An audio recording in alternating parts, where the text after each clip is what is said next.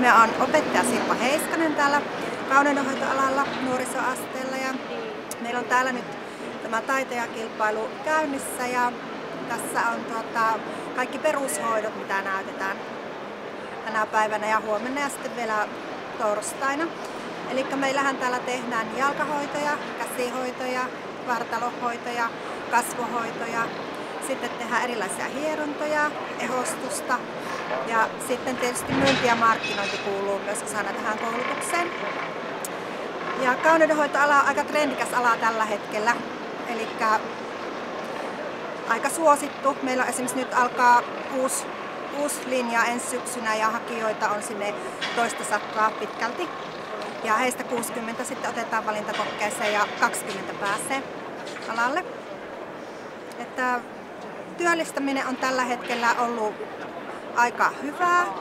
Eli Sokos on esimerkiksi semmoinen suuri työllistäjä ollut. Että tällä hetkellä on semmoinen tilanne vielä, että moni sitten jää eläkkeelle meidän alan ihmisistä. Eli sitten nämä nuoret työllistyy siihen ja sitten osa tietysti lähtee ammattikorkeaseen jatkamaan opintoja estenomiksi. Jos tarkoittaa, niin anna tulla vaan. Tulin voittamaan, en anna minkään seisoo tiellä. Hei, hei!